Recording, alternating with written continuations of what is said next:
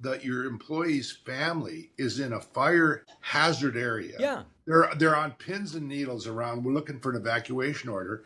And if you don't go into the office, the system is going to dock you and count you not in.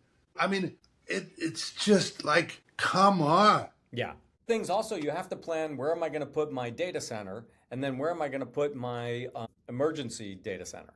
Right. So Really? you've got your data and it's stored. Well, we always have multiple locations that are in different time zones, different geographies, different weather patterns. So if you got something on the East Coast, you want to have something on the West Coast.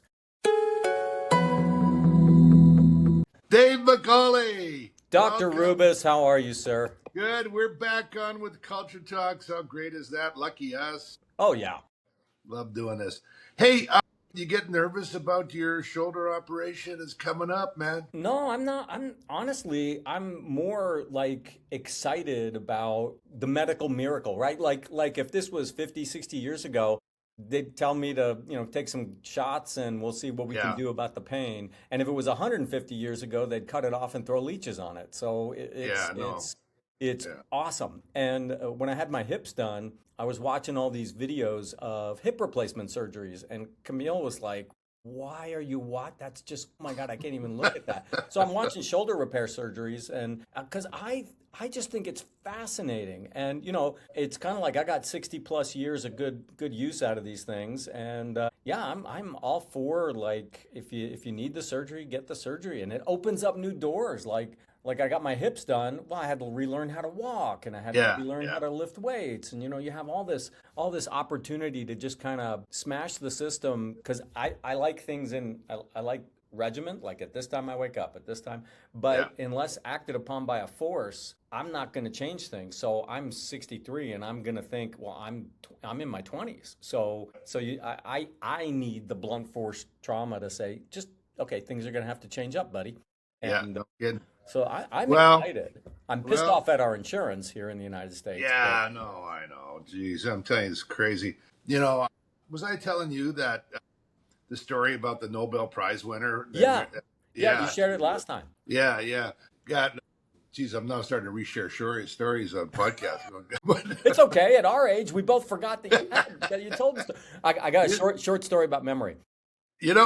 Every year for my dad loved the historian, I think his name is Ambrose, and he wrote these beautiful books about the Civil War. And I realized my dad was losing his memory. So when he passed away, we were going through his books, and I had sent him, and I did this purposefully because I'm a jerk, I had sent him the same book for Father's Day, his birthday, and Christmas for like 4 years. So he had like 15 copies of this same bloody book that he'd read it and he'd call me and go, I love that. That was a great book. Every time you send me a book from this author, I love it. I can't believe he's so prolific. It was the same bloody book. That's a terrible thing. That's going to have to get cut out probably. But elder abuse. I'm a little worried about stuff you're going to start to send me now, man. I'm going to double check. You had me, there's a couple things I just can't do. I cannot watch surgeries. Like, I cannot do it. I cannot. Dave, I can't watch it on television. Like, I can't watch any kind of medical show. They're cutting people. Oh no! Like, I got it. And then there's a second thing is that if there's anything like with really extreme heights to it, my knees are shaking just by watching. Like these parkour guys, or the guy that climbed that building up with no hands. I'm going. Oh, they're on the top and they're like this. Oh, yeah, and I'm going like my knees are just shaking. Like, so those are two areas they're off limits for me. Yeah, I'm not a fan of heights, but I'm also not a fan of letting my fears control me. So I bungee jumped, I've parachuted, I did base jumping a little bit. Holy cow. Well, I'm scared to death of heights though. I still like watching those videos of like even a mountain bike going through these things where they're just like on the edge of this cliff and they're riding their mountain bikes. I start sweating. It scares the crap out of me, but it hasn't helped by doing those things because I still am scared of those things. We had the zip line at one executive kind of team building kind of was, I did it but I went up there right away. Like I was going, I'm closing my eyes and I'm going to pull hard on my pamper and I'm going to go the right. Anyway, hey, a couple things. I thought today you and I exchanged this article about extreme perks. I wanted to get your reaction to that too.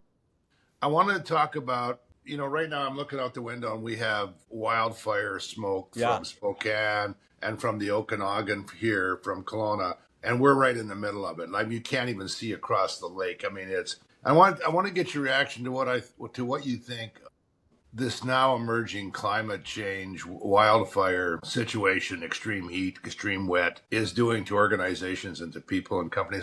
I'm just curious about it. And then maybe I thought we could we do our pizza review and maybe talk a little bit about some of the AI stuff. So do you want to talk about perks first, or I do you do, want to yeah. talk about the extreme weather stuff? Because Where you start, you kick off where you want to start.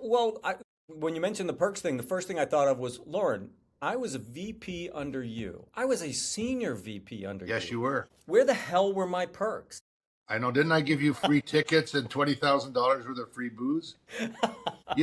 When I read this article, we're referring to a Wall Street Journal article, and Garrett can put it in the chat, perhaps the link to it, and it's behind a paywall, of course, if you're not a Wall Street Journal member, or a subscriber. But it's an external consultant that did all this review of the extreme perks that have now emerged. So you've got a guy that already makes 20,000 times to what the frontline person is making. Literally, in some cases, I'm not making that up. Oh yeah, You're making. I'm going to pull a number just as somewhere between $30 to $50 million a year, and then on top of that, you're getting millions of dollars of these perks, and they're not like a nice life insurance plan. We're talking about crazy shit as far as I'm concerned, like, 20 grand in free booze. yeah, and all these extra sports tickets that you would get outside of your business just to pass out and use internally, like literally hundreds of thousands of dollars to it, or additional money for, wellness, so you can go and get an ice bath. I mean, you're already making millions of dollars a year. And I'm not a guy that wants to take things away from people, Dave. Yeah. What offends me so much is that so many people at so many levels are scraping it out to pay their health care, to pay for their basic stuff. There's very little support for health care. In a lot of cases, you're always still having to subsidize your health care if you're lucky enough to get your employer to pay for it. Yeah. The idea of getting child support, it's not there. Guys, yeah. So what's your take on it? So I'm kind of I'm a capitalist. And so I was watching this discussion going on X where this one guy says, hey, this guy posted a picture of his private jet. This other guy commented, how many people could you have fed with that private jet? And the guy who had the private jet said, well, the people at Alcoa who make the aluminum that go to my private jet were able to eat because I did this. Yeah. And I had to redo the interior of it. So the one company that I used to redo the interior, they fed their family for 6 months. And so he went through the analysis of the capitalist view, that is, by my buying this private jet, I didn't just feed a whole bunch of people one time. I fed these families over many times. At the same time, I think if the company's paying for it, and if you're letting the company do it, it's not taxable to you, and you're getting the benefit of these things that comes on the labor of folks who are probably working a second job to make ends meet. When you've got inflation absolutely increasing beyond what pay raises are, or salary increases, or wage increases are, there has to be a balance between the ability to create that sort of benefit through spending, as well as taking those perks and not making them so egregious. Because it's in the face of those folks who are on the factory floor. It's in the face of the folks who are cooking the food or providing the food, and they're either thinking aspirationally, maybe one day I can have this, long shot, but maybe one day you could, or I got to go home and try to figure out what am I going to cook for my 6 kids or 4 kids or 3 kids or just me, and I don't want ramen again. And then there's this whole debate on X about the $20 burrito. I don't know if there's like this argument going back and forth. If you can afford a $20 burrito, you should be learning how to make your own food and that kind of thing. That's not the point. Inflation is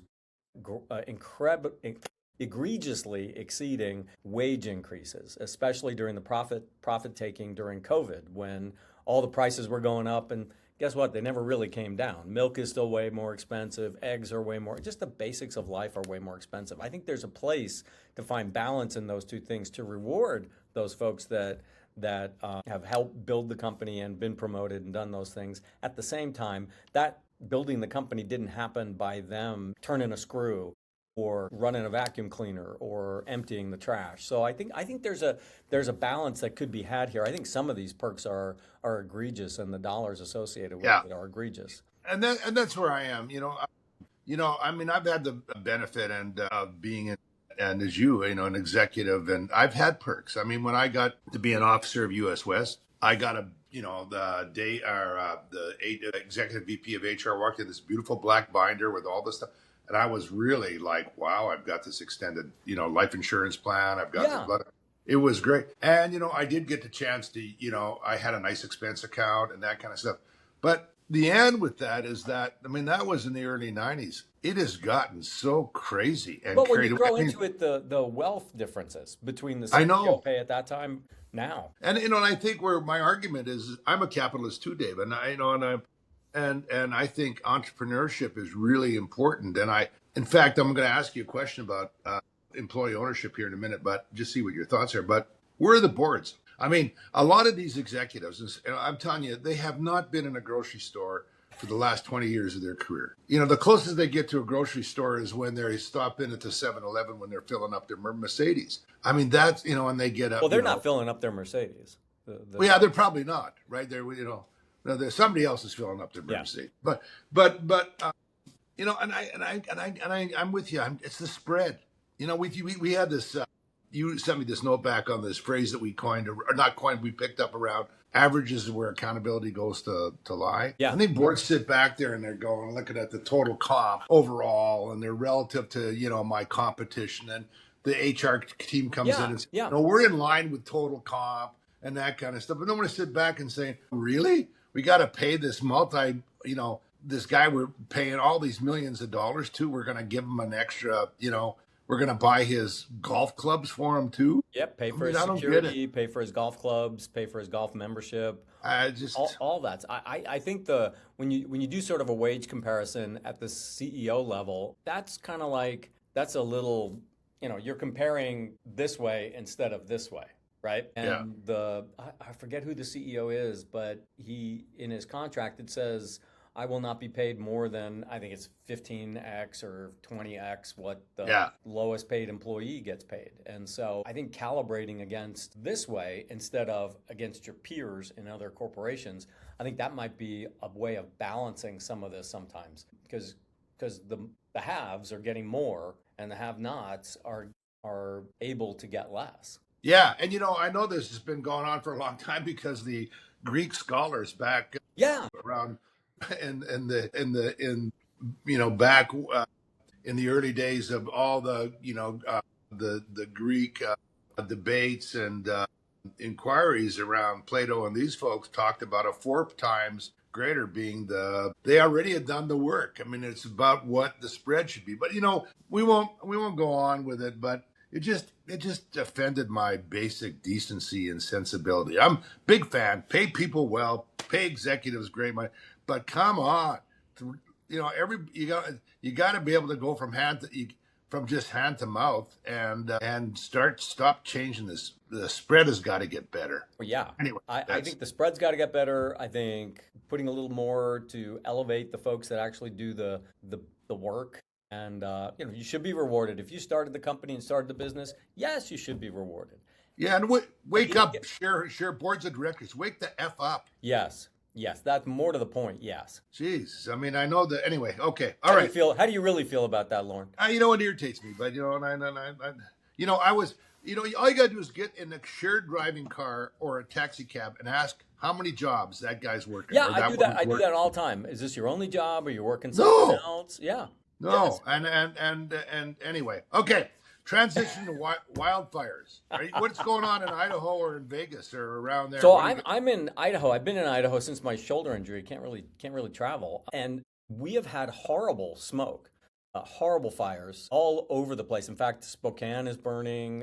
A lot of grass fires, and if you've ever lived here for any period of time, you could see this in the winter because we had a very dry winter, not a lot of snow, not a lot of rain in the early spring, and Camille and I were hiking through some of the trails back here, and you could see the grass. It was higher than usual, and it was already dry by April or May. Yeah. And we both looked at each other and said, it's going to be an interesting fire season. Uh, I never really paid attention to AQI, the air quality index. Never really, whatever. And we get fires every year. We get smoke, but this year we were close to 300 for a couple of days. We were in the completely unsafe, don't go outside couple of days. Yeah. My house is 110 years old, so it leaks like a sieve anyway. So it's not like I could run my air filters and do anything. But it smelled like you were in the midst of a campfire and the wind was blowing in your face. It's been bad. It's been really bad. Yeah. And of course, in the Okanagan here, we get the Spokane stuff. Oh, yeah. And then we're getting the stuff from, British Columbia, the Okanagan here. And then there was 100 fires out of control. And of course, you got to be under a rock to not be watching the news and what's going on in Europe. Oh, yeah. And then, of course, you got floods going on in other parts of the western part of the eastern part of the U.S. And you got this. Anyway, how is this impacting people and organizations, you think? If you're sitting back and you're going, is this impacting the people that make up our business? It's certainly impacting our business. But what are you thinking about? How do you prepare for it? Are you strategically putting this down as a risk going forward in a more direct way?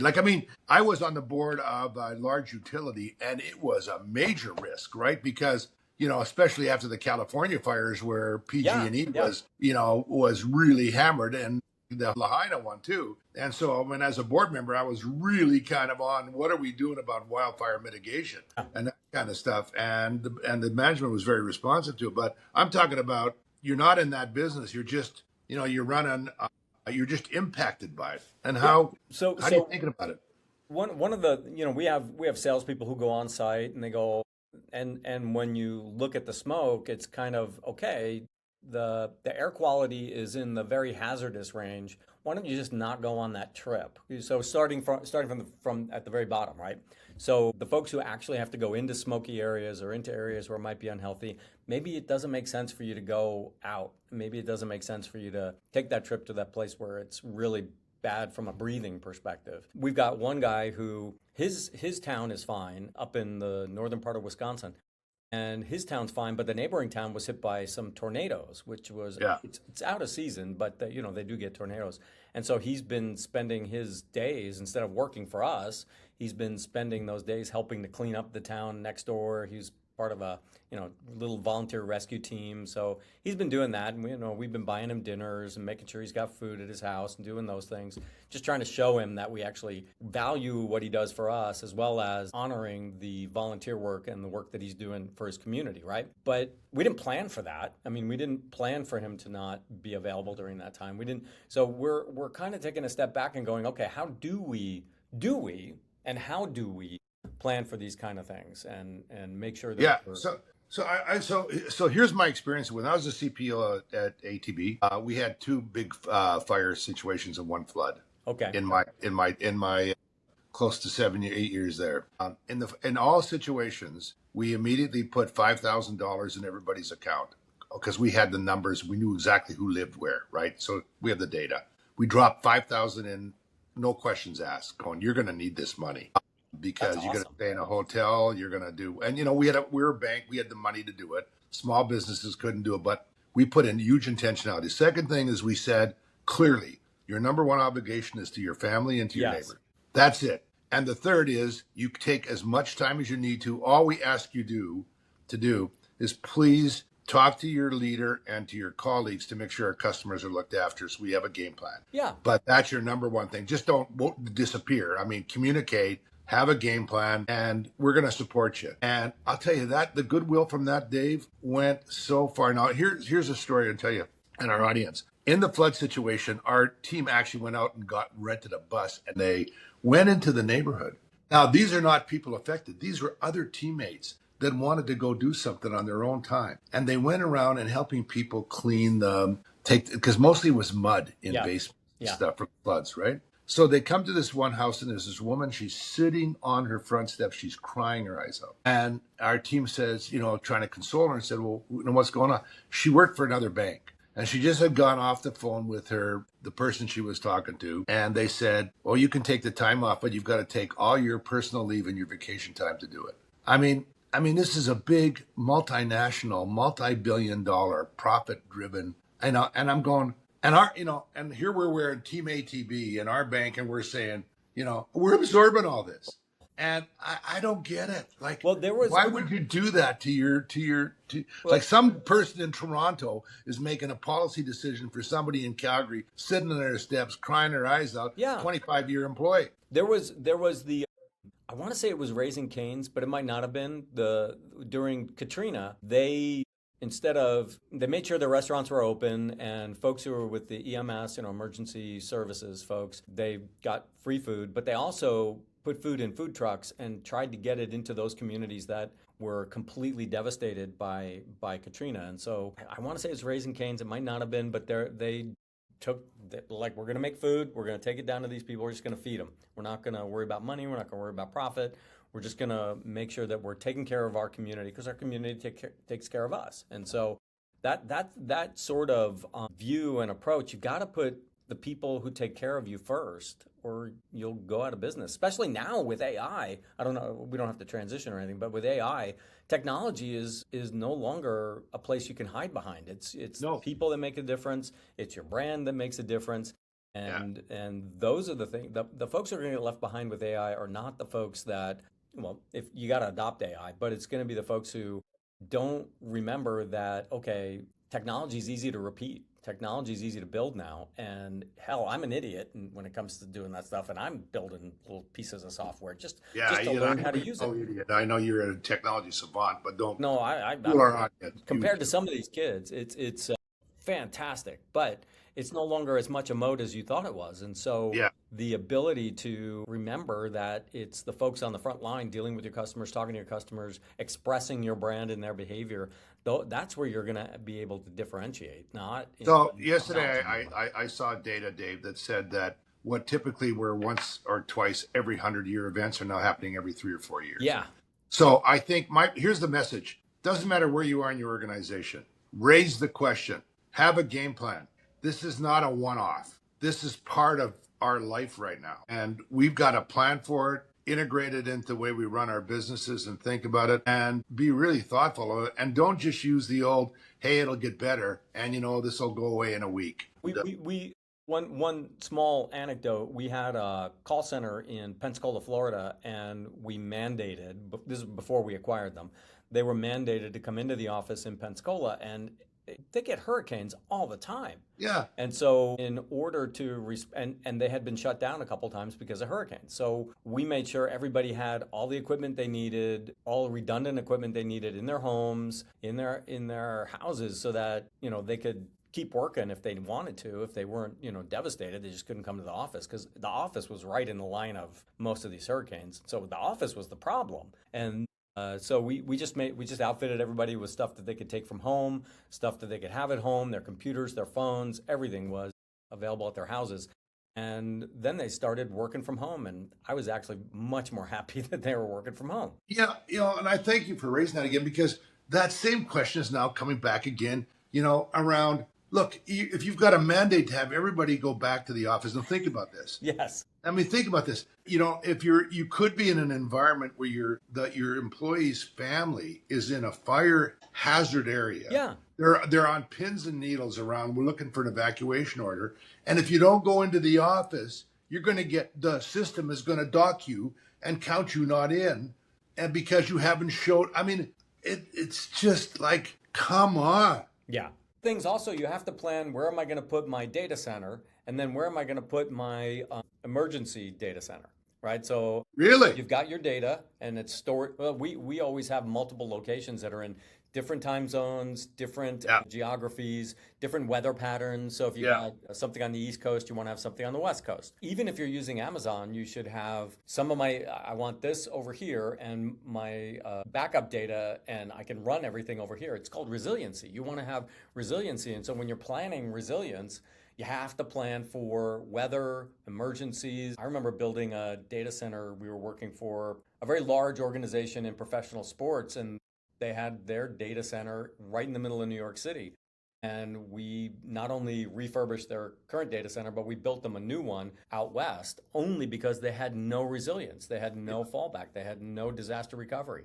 And so when you're planning the weather, it's your employees, but it's also the resilience of your business, that you have to put that data places where different, you have earthquakes out west, but you've got hurricanes and those things back east. And then in the Midwest, you got fires and you got tornadoes. So you have to now consider those things when you're building resiliency in your data center or in your call center or anything where you have something that's mission critical that you want to make sure is safe during an event like this. And you just have to plan more. Yeah, all I ask, give as much resilience consideration for people as much as walls and data centers. Absolutely. Put them in the same category anyway. 100%. 100%. Yeah. Exactly. Okay, I hadn't planned on this, but I wanted to run this by you because this really struck me, and it's got, for our audience, I think it's a powerful message that I think people like me need to do a better job of communicating. Which state in the U.S. has had the highest performance and improvement in math and reading scores in the last couple of years? Which state? Oh, man. The highest improvement? Yeah, and the highest scores now overall in primary school? Grades 1 to 3. So I got to think about, they'd had to have been pretty low to begin with, and then they've made some great transitions over time. And now at the top, yeah. I'm going to say Minnesota. Nope, Mississippi. Really? Yeah. Because they've always been, no offense, Mississippi, but they've always been on the bottom. I know, shocking. At the top. What did they do? What are they doing differently? Here's what they did, and here's the message. You knew I was going to ask that question. I'm just setting you up for your what they did. This is the crazy thing. And I don't know enough to. So I want to. I know. I listened to the report on. I forget, it was on CNN or something like that. But I want to be fair to it. There's probably more to it than this. But essentially, rather than lowering the standards and saying all these people who are quote disadvantaged, let's just make it softer and easier on them and lower the standards. Right. They raised the bars of excellence and said, we're going to raise the bar, and we have confidence that we can get you there. And if you participate with us as teachers, we're going to help you get to the top. And then they put a lot of reward systems in it. Like they have a lot of, like, when people pass these kind of bars, everybody walks down the hallway and high fives. Wow. And they get all that. So they've tied their recognition system to it. But what the key thing is rather than saying, you know what, I don't expect very much from you. I don't expect you to read or to learn math because, frankly, you're not blah, blah, blah, whatever. What do they call that? The soft racism of low expectations. That's exactly right. Yeah. And instead, the bar was, let's raise the bar, and we think you can be excellent, and we're going to help you get excellent, and here's how we're going to help you get there. You've got to participate. We've got to participate. And so the reason I'm mentioning this is because all too often I will run into C-suite people and say, Lorne, I'd like to do this culture shit, but it's too soft. And I want to go, it raises the bar of excellence. Yes. You're the one that's making it too soft. If you want to apply, and if you use it's the soft stuff, raise the bar. People want the bar high. They want to participate in it. People want to have those Mississippi kids want to have a goal. They want to be tied to something that's aspirational and not so simple. Exactly. So, on all my work right now, I'm going, make sure that, let's be clear about this is about increasing and raising the bar of excellence and increasing, because from top floor to shop floor, that's what people want. What it doesn't mean, though, we're going to grind people out to drive productivity and do all. No, we're going to do it a certain kind of way. With recognition, with rewards. And that gets back to what we talked about last time around rites of passage and celebrating those sorts of successes in ways that it doesn't have to cost you a lot of money. It doesn't cost anything to have a kid walk down a hallway and give them high fives. It doesn't have to cost you a lot. Setting that high bar and expectation, and then coaching people, developing people so that they can reach that bar. And the place where, the folks who resist this and say it's too soft, it's really them being soft around willing to hold people accountable. Yeah. It is avoiding a conversation. And guess what? If you avoid the conversation, you're saying what the results are.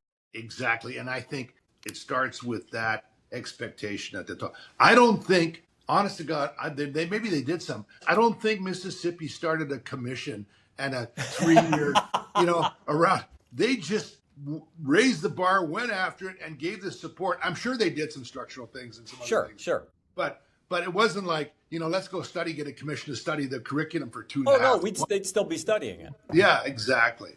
Anyway, okay. I just thought that's awesome. That is a great data point for what I think you and I may know this just sort of intuitively, that if you continue to raise the bar, folks will aspire to that, and then it creates openness, right? Here's where the bar is, and it forces the conversation to say, well, how do I get to that bloody bar? I've never done something like that in my life. Yeah, but you have a trajectory of achieving goals. Let's work together to figure out how we can, and it opens up that coaching conversation. If you're not willing to coach and not willing to have difficult conversations, that's where you're being soft, not in being more attentive. Yeah, and I think well-intended teachers, parents, coaches, leaders take accountability away because they think they're being kind and helpful. And you know what? I love them too much to expect. I mean, that is just nonsense. Yes, it works against you. And then behind the scenes, you complain about, oh, they're just not getting what they're supposed to do. This generation doesn't. This generation does. Yes, screw you. Nonsense. It's not. That's bullshit. It is bullshit. Not tied to that. Woohoo! Anyway, all right. Thanks for okay. Look, it made your hair all messy. It made your hair all messy in the back. Me too. Hey, because everybody's talking about it anyway. But can we do pizza reviews? Sure. I want to talk about an airline. All right. Now I've got this is secondhand, but I think it's accurate. But a Canadian airline, it could be WestJet, but I'm for the maybe just not. For the purposes of this, maybe something like WestJet. Just went through a 1-day work stoppage and finally, by the way, settled with their flight attendants and cabin crew because you know what? They wanted to get paid while they were working. What an unreasonable expectation. Unless the salary associated with Wheels Uptime is significant. Yeah. Yeah, that's a game. No, it's not. I guarantee you.